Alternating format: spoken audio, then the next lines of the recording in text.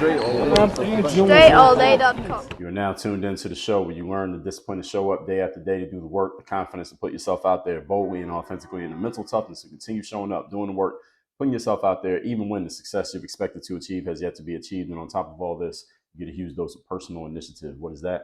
That is the go-getter energy that moves any one of us, including yourself, to go and make things happen instead of waiting for things to happen. And then we put all this together into a series of frameworks, approaches, insights, strategies, and techniques, all underneath the umbrella of one unified philosophy that is called work on your game. My name is Dre Baldwin, also known as Dre All Day, and welcome to the show. And today's topic, we are on part 6 of our what will be a 7-part series on everything you believe about marketing is wrong. I've already given you the intro on this. You already heard the first 5 parts, so I don't have to give you too much intro but before we get into the material, let me remind everybody I send out a text every single day called the Daily Motivation. I send one out every week called the Weekly Motivation, Monday Motivation every week. You can get these texts by texting me and joining my text community. My number is 305-384-6894. That number is down below in the description. Also, Work on Your Game University. Now, if you already listened to this show, which you are, this is the best way to learn from me for free. The best way to learn from me on the paid level, when you're ready to take your pay, your revenue, your income to the next level, next thing you do is go to Work on Your Game University. We keep things extremely simple over here at Work on Your Game. We have a 4-part series, 4-part framework rather, based around mindset, strategy, systems, and accountability. And that is the next level you go to. You listen to this show right here, and then you go into the university. You listen to the show, you go to the university. You listen to the show, you go to the university. That's the way that it works. All right, as simple as that. WorkOnYourGameUniversity.com. That link is down below in the description. That out the way, let's get right into this, which is, again, we're picking up on our series here. This is part 6 of a 7-part series. Everything you believe about marketing is wrong. Point number 16. So I'm telling you the thing that you believe is not true, and I'm going to tell you why it's not true and what actually is true. Number 16, you should follow every marketing trend that you see or hear about. You should not do this. Now, this one is a softball. I'll admit it's an easy one, at least for me and maybe for some of you, that maybe you didn't already believe that you should follow every marketing trend. But I had to put this in there because there are people out there who I know and know of who follow anything that they see, any bright, shiny information / object that they see when it comes to marketing. They go follow it because they believe that maybe they should just try that. Let me try this. Let me try this. They have the attention span of a squirrel when it comes to just staying focused on what they have been focused on when it comes to their marketing.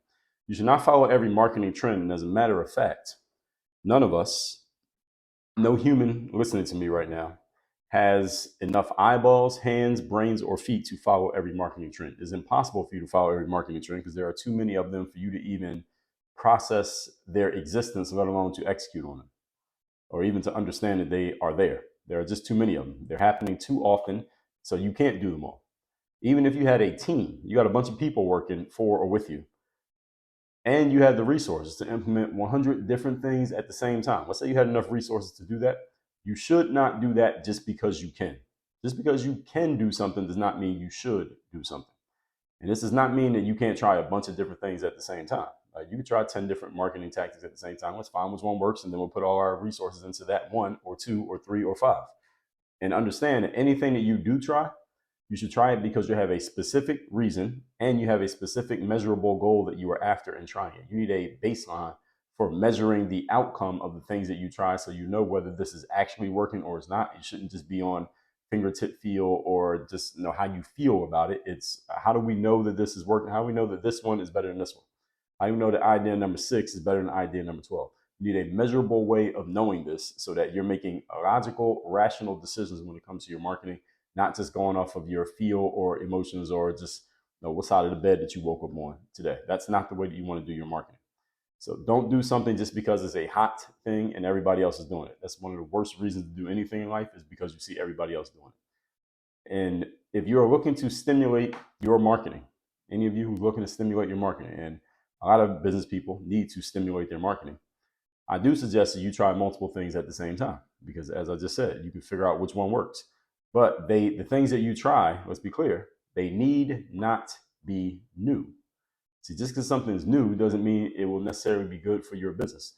Many of the things that many of us, all of us, in all of our lives, in business or not, need to do, or that we should try that could actually help us, are not necessarily the new things that just came out 6 months ago. It's the old stuff that has been around for years. Maybe you know about it, maybe you don't, maybe you have partaken in the past, maybe you haven't. But a lot of times, one of the best things that we can do to put ourselves in a better position is utilize something that already exists, has always been around, yet we have not given enough of our attention and focus to it and energy to it to get the best ROI we could out of it, or we haven't applied the right strategy or process to doing it to get the right ROI out of it. It's kind of like if someone wants to get in shape. Let's say your goal for this year or this birthday year, or say birthday came around, you say, I want to get in shape this year before my next birthday. I want to get in shape this year on the calendar, or this quarter, whatever the situation is. It's not that you need to do the brand new workout thing that you just heard about 3 weeks ago. It might just mean you just need to go down to the gym, sign up for a membership, and hire a personal trainer. Is any of those things new? No. Gym's been around forever. Memberships have been around forever, and personal trainers have been around forever. And that might be the best route that you could take to get to the outcome that you want to get to. It's not that you need to do any of the newer stuff that's coming out. And it's the same thing when it comes to your marketing and your business. The thing that could best help your marketing and business is you to look around at stuff that is already out that maybe you'll see somebody else use and say, well, why not just focus on just doing that? And that'll be the thing that helps you. So the thing that can help any of us achieve a breakthrough and get to the level that we want to get to in any aspect of life is often not the new bright shiny object. It's often the old rusty object. We'll call it rusty, but it's not necessarily rusty because it's still sitting in the packaging. It hadn't rusted out yet because it hadn't even touched oxygen. It's still sitting in the shrink wrap because nobody's used it. And you haven't actually applied it and used it in any way. So it's not rusty, but I'm just using that as a metaphorically. Look at the stuff you haven't used, the stuff that you have not implemented, the stuff that you have not tried. The solution might be right there in front of your face. And the challenge with this, the solution that's right in front of your face, is that implementing it might be more work than you thought you were signing up for. Might take a little bit more effort than you want to give. Might require more discipline than you want to apply. That's the thing that really stops people. It's not that people don't have the information. A lot of people use a alleged lack of information as an excuse for not taking action.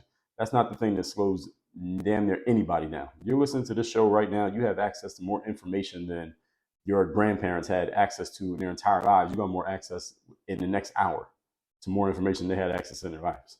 So it's not information that is your problem. The problem is implementing the information that would actually help you. And often we know exactly what it is, or we are wary of what it is because we know what kind of work comes with it, and we want to avoid the work because human beings are naturally lazy. So again, it doesn't mean anything wrong with you personally. It just means you're human. Human beings are naturally lazy. And this is why most people are average and below. You want to be different from them, you got to do different from what other people do. So I suggest trying multiple things at once, but again, they don't have to be new things. They may be classic things that are basics, but the basics are the foundational pieces. Those are the fundamentals, and every professional who's great at what they do has mastered the fundamentals of what they're doing. That's just a universal truth. And again, sometimes it might be something you were doing a long time ago, but you stopped doing it, and maybe because you got bored or you got, again, lured away by a new bright, shiny object. But getting back to the basics might be exactly what you need for your success. And it can be the key to your future growth. Point number 17. We're talking here today about the 21 things that you believe about marketing that are wrong. We broke this up into 7 parts. This is part 6, number 17. Marketing automation solves everything. No, this is wrong. Now, this is a big one that I want to make sure all of you catch. This is especially important for, I would say, solopreneurs, but it applies to entrepreneurs as well. You have a team, you have other people working with you or for you. This applies to everybody because a lot of people get distracted, let's just say, for lack of a better term, from their path by the bright, shiny object of marketing automation. What does marketing automation mean? In simple terms, it means using software and coding, and software is coded, so software and coding, like AI or applications or some type of program that you basically put some inputs in it, and then it basically takes care of everything for you. So when I say marketing automation, it means stuff that does your marketing for you so that you only have to do the work one time, then it basically does everything else on its own on autopilot. You don't have to pay any attention to it, and it's hands off, and you don't have to actually do anything or even look at it. That's the general concept when I say marketing automation, what I'm referring to. So you can just pay less attention to your marketing overall. All right, that's the general idea of what marketing automation is selling on a high level, surface level. That's what marketing automation is selling. An app will tell you, we're going to take care of this and this, so you don't have to worry about posting to X every day. You don't have to worry about making sure that your Facebook feed stays full with posts from your page. You don't have to remember to post on Instagram 3 times a day. We're going to take care of all of that for you. That's what marketing automation, the general concept of marketing automation, that's what it's saying. And again, automation doesn't have to be social media posts. It can be your emails, it can be your ads, it can be your follow-ups, all of those things. That's marketing automation. Okay. And again, the concept here that I'm debunking is that marketing automation solves everything. I'm not saying that marketing automation does not work. I actually use marketing automation. All right? If you didn't know, I do use marketing automation and will continue to use it. And as it expands, I will use more of it. But marketing automation is not the solution to all of my marketing needs, nor do I abdicate my responsibility as a marketer just because I have marketing automation. That's the point that I want you to get. Let's talk about this a little bit more. While I, again, don't have a problem with the concept of automation, you should never, ever abdicate your responsibility for paying attention to your marketing. You should never abdicate your responsibility for paying attention to your marketing. Why should you never abdicate this responsibility? Because the marketing is the lifeblood of your business. If you are not marketing actively, that means your sales processes will eventually slow up and dry up, which means the money will dry up, which means you're not doing your job as an entrepreneur, which is bringing in money. This is one of the good things about entrepreneurship. And if you ever heard me talk about the juxtaposition between the sports world and the business world, is that the thing I like most about the sports world that I will never replicate in the business world is that the sports world is black and white. It has an objective judge known as a scoreboard, is an objective arbiter. In a sports game, you look at the scoreboard, and the scoreboard tells the story. Coaches in sports say, you are your record. What that means is your team has played 10 games and you won 2 and lost 8, and that's who we are. We are a 2-8 team. We won 20% of our games, and 80% of the time we lost. That's our record. No matter how good you think you are, no matter what you thought could have happened in these 3 games to make it different, you are the outcomes that you produce. In the sports world, it is black and white, straight up, just like that. That's why sports is the ultimate meritocracy. The business world is not like this. The business world does not have a black and white scoreboard. And also in the business world, there's not like one game. Coca-Cola plays against Pepsi is not like that. We're out in the marketplace doing our thing. We do have competitors. Often it's more than one. Sometimes competitors we don't even know about. But it's not a black and white, all right, this team won, this team is losing just because. It's not like that. It's a little bit more slippery. So this is why, as an entrepreneur, I like the concept of us understanding what our number one mandate is as business owners, which is to bring in money. That is your number one mandate. That's the closest thing that I can get to a parallel between the business world and the sports world, is that in business, your job is to bring in money. Again, you're not comparing your money to another company's money necessarily, but what you should be doing is trying to bring in more money now than you were bringing in before as a business. So you're competing against yourself.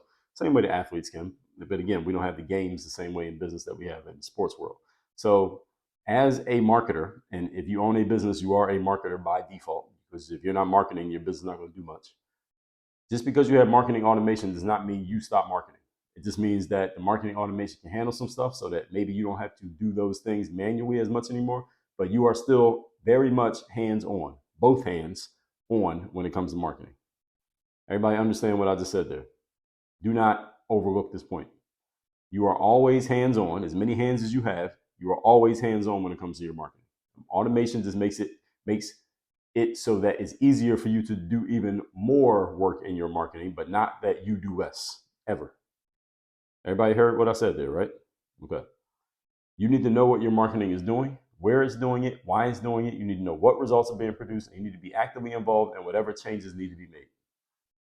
No app, no amount of artificial intelligence, software, or program should ever replace the human attention that is required when it comes to your marketing. I don't care what AI comes out. You never, ever, ever stop paying attention to an aspect of your marketing because you believe AI is taking care of it. Do not do that. You need to be paying attention. I remember when I was in college, I did my senior year internship. I have a business degree from Penn State University, and we had to do an internship to get a business degree. It was a 9-credit internship, and I did an internship with this guy named Phil Sky, he's passed away now. He passed away maybe 6 years ago. And Phil Sky was an entrepreneur, well-known entrepreneur in the city of Altoona, Pennsylvania. I went to the Penn State Altoona campus. And my internship was basically working as his right-hand person. And he had some things that he was working on, and he wanted me to kind of try to go and promote the products and things like that. And I got to spend a good amount of time with Phil Sky, and he would tell me, he would just give me a few little business axioms that he had learned along the way. And one of the things that he said was, your staff doesn't do what you expect, they do what you inspect. That's one of the ones that I remember him saying. They don't do what you expect, they do what you inspect. And that's what I mean when it comes to your marketing automation. Even though it's software, and it generally does the same thing over and over again unless a human interferes and messes it up, you still need to be looking at it. You still need to inspect what the software is doing, because there may come a time when what the software is doing is no longer serving you, so you need to change the program that you're giving the software. So maybe it is doing the thing you told to do, but the thing you told to do is no longer relevant, so you need to change it. So don't think just because you have automation that you're done working. You're never done working. Marketing is the faucet that makes it possible for you to produce dollars. So somebody needs to be in control of the marketing at your business. Somebody needs to have a responsibility for the marketing. So if it's not going to be you, it needs to be someone other than you, but there must be someone. Okay, the last thing that you offload to software in your business is the money-making stuff. All right, now if you want to offload editing video, you want to offload coming up with responses to comments on social media, you want to offload the graphic design, good, offload all of that. The last thing you offload in a business is the money. Marketing is the money.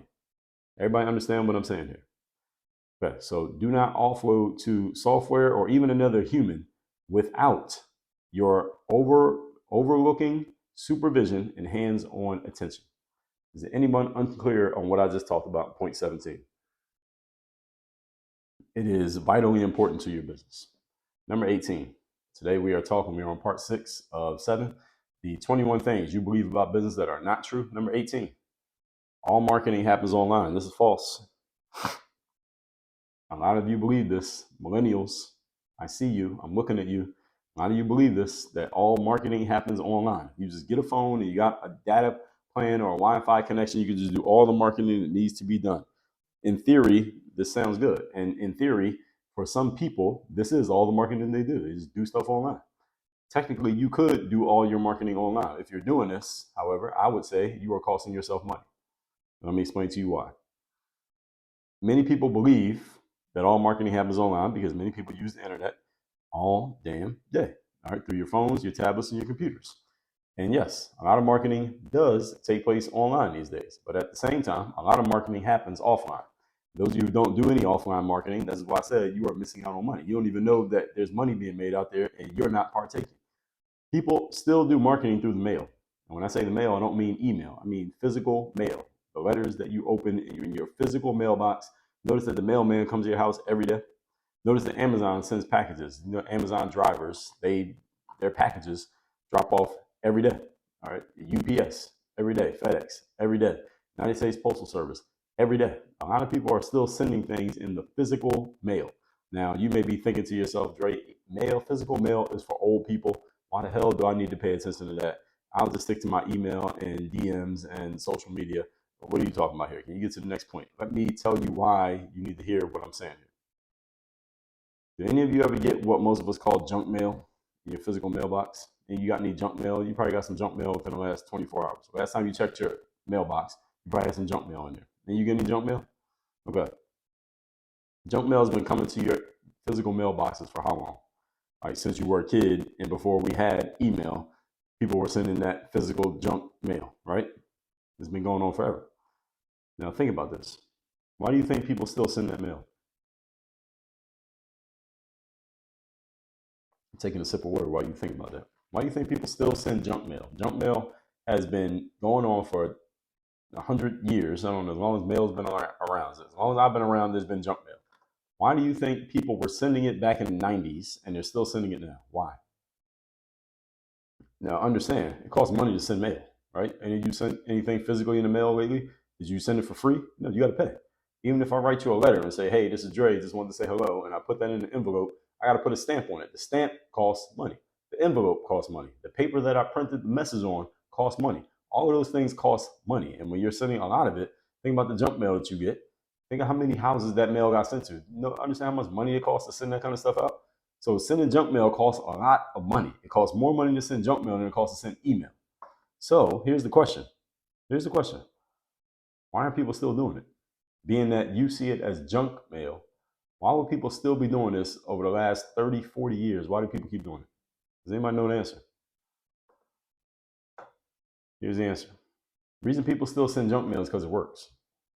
Now, what does work mean? It's a slippery term. The relative term works. I'm going to tell you what it means. It means that mail makes money. The reason people still send junk mail to this day is because junk mail converts and turns an investment into a profit. Yes, junk mail, it works. And when you just logically think about this, I told you one of the things that I do here at Work on Your Game, you will never be confused when you listen to an episode of this show. No one will be confused. You need not bring any prior knowledge of the subjects that I'm talking about. You will completely understand what I'm saying. Okay? A true expert always does this. And I am a true expert at the subjects that I choose to talk about. Think about that mail costs money. All of you logically understand that it costs money to send mail, right? Everybody agrees with that, right? Okay. And that junk mail always comes, right? And that a lot of mail you receive, you see it as junk. You also understand that every other house in town got that same mail, right? Or at least in your neighborhood or in your building. Every other house got that same mail. So when you start multiplying how much money it costs to send that much mail, you understand that no smart business person would keep spending that much money to send that much mail if they weren't getting a return on their investment. Does that make sense? Of course it makes sense. It has no choice but to make sense. Physical mail works, people. That's my point. Now think about this. How many of you have an email inbox with at least 500 unread emails in it right now? How many of you have an email inbox with at least 500 unread emails in it right now, and you're not even planning, you don't actually have a plan in place to get that inbox down to zero? In other words, a bunch of those emails may never get opened. That's the point of me asking this question. How many of you have at least 500 emails in your inbox that may never get opened? I'll bet a bunch of you. Now, think about this. How many of you have a physical mailbox with at least 500 pieces of mail that you haven't opened? Answer is zero. None of you have it. That when something comes in a physical mailbox, guess what happens? You look at every single thing that comes in your physical mailbox. But you just proved to me and to yourself, you don't look at every single thing that comes to your email inbox. Oh, it's getting deep now. I think somebody just had a light bulb moment. You look at every single thing that comes to your physical mailbox. Even if you look at it, just decide to throw it in the trash without opening it, you still look at it. You acknowledge it. You don't let it just sit in the physical mailbox and rot until it goes away. You don't let that happen. You look at every single piece of mail you get in your physical mailbox. You don't look at every single email you get. Some of your email goes automatically through a spam filter and you don't even know that it got sent to you because it automatically went to spam and you don't check your spam filter.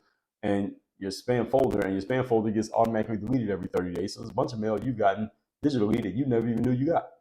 Because it got spammed and filtered and trashed. Physical mail, that doesn't happen. So are y'all reading between the lines here? If not, let me read between the lines for you. People who send quote unquote junk mail are making money. And some of them are making much more money than people who only send email. Because email can get ignored or left to rot in an inbox that has 787 unopened emails. That never happens with physical mail. Nobody has 300 unopened physical letters. Nobody. Everything that comes, we look at. So are y'all catching this? That's why junk mail has never gone away. It makes money, people. Now, you might not know how to make money for it yourself, but it does make money. I have a book right here on my bookshelf behind me. You can't see it. It's called $1 Million Mailings. Let me pull this book up.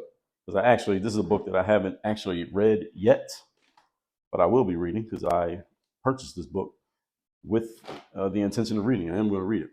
It says $1 Million Mailings, the art and science of creating money-making direct mail, including secrets of using direct mail to make money on the internet. So the principles for this book that was written based on sending physical mail, you can use it in the digital space. I would suggest you use it in the physical space as well. I don't even know how much I paid for this book. How much was this book? But anyway, this book is called $1 Million Mailings. And again, I haven't read it yet, so you can't ask me what's some things that I got from it because I haven't read it yet. But I will read it and I will be implementing it.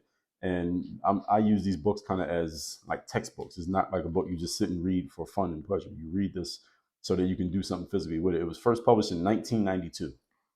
Okay, so this is before there was a such thing as the internet. Then they updated and expanded it.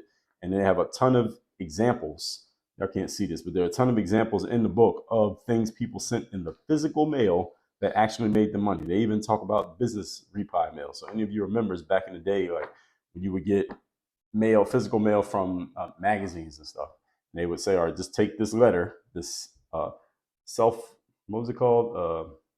Self-addressed stamp envelope, right? And you didn't have to put a stamp on it. All you had to do was put your order form in there with your credit card number or a check or something like that, and just drop it in the mailbox. They would pay the postage just for you to send them your order so that they could collect the money. Understand, folks, there's money being made in the mail. I'm going through all this to help you all understand that if you are only focusing on the internet, you are missing out on some money. You're missing out on some opportunity, and you're swimming in a very red ocean because a lot of people who only go to the internet. Why? Because it's easier to do the internet. Physical mail takes a little bit more effort, a little bit more work, and costs a little bit more money. And guess what? The returns are the same. The same meaning more. When I say the same, they're the same as the effort. You make more money through physical mail because it takes more effort to do physical mail. And so few people are doing it, and there are fewer and fewer people doing it because the people who grew up doing it, they're dying out. So any of you who's in the younger generations, if you start picking up on this, you're going to have a blue ocean all to yourself that other people can see right in front of their face, but never even consider it. Anytime you see a marketing strategy being used over and over and over again by the same company, it's because it's making them money.